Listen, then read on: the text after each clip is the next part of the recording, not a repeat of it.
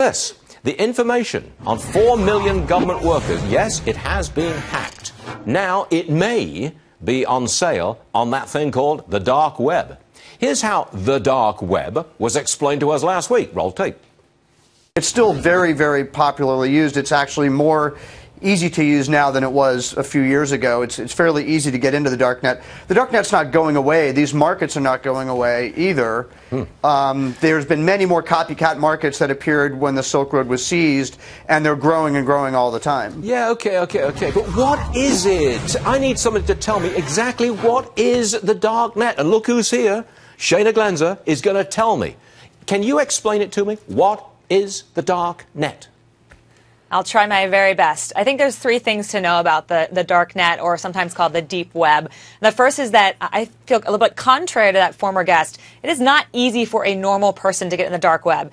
It's a series of IP addresses that you can't get to through a normal browser. You have to have special tools and sometimes special software to get in. And that IP address, which is basically a series of numbers, often changes, so it's hard to get in. Once you get in, which is the second thing, there's a series of, e-commerce or for a tech term, e-commerce sites where people are buying and selling goods, but they're often doing it anonymously, and they're often using Bitcoin to do it, which is a form of payment that is also anonymous. And then the third thing is, though it's being, policed, there's certainly folks from FBI and other agencies on the dark web. It is very hard to find anybody because when they're using these IP addresses, they bounce around from different computers, and often, if they like he mentioned, if you shut one down, another one pops back up at a different IP address. So it's kind of hard to understand, but what you need to know is that there's some information out there right now that may be being sold on the dark web that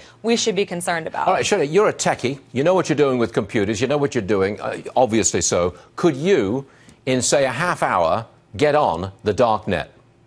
I could not. However, I know people who could. So that's what I would do. I would call them up, and they could probably get on the dark web in a half hour. But, an average person, even someone who has some sort of level of tech prowess, is not going to be able to quickly hack it. I think that what's the issue here and what we're talking about today is this information, right, that's out there on the dark web being sold.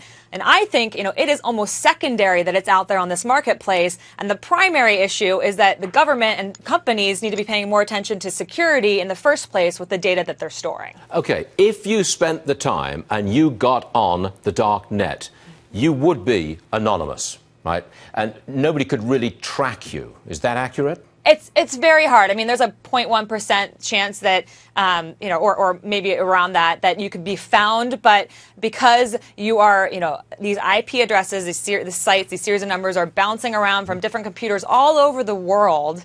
And not to mention the actual sites themselves change IP addresses. It's very, very, very hard to nail down, who is doing what on the dark web. Can I make the assumption that the dark net is being used by drug dealers, for example, people who want to launder money, people who are engaged in criminal activity? I mean, it's called the dark net. That's a pejorative term. Can I assume that it is indeed a nasty operation? Yes. I mean, you can assume that those things are happening, but not everything on the dark web is nefarious. I mean, there's a hidden Wikipedia on there where people share information that might not be on the open Wikipedia page. So not all of it is completely nefarious, but yes, going and buying, selling drugs or data or other very sensitive information, is more likely to happen on the dark web than anywhere else. Forgive me for asking the question, but would you do it just out of interest because you're a techie? Would you ever want to sort of just figure out how to get on it? Oh, I mean, I'm curious. I mean, even from what I was, we were reading about today, and this kind of new data that's out about what's available for sale. I'm curious to understand it more. I would never do anything on it, but I am curious about it, and I might need to sit down for a few minutes with my tech guys later today. Is there a single person or a single organization which has put the dark net together?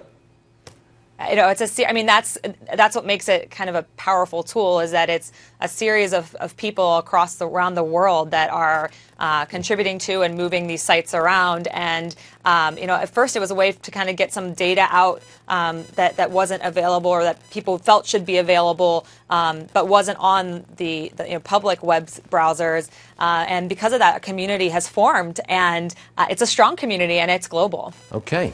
Shana, thank you very much indeed. A difficult, techie subject, but it's a good one. We appreciate it. Thanks very much, Shana. Thank you, Stu. Okay.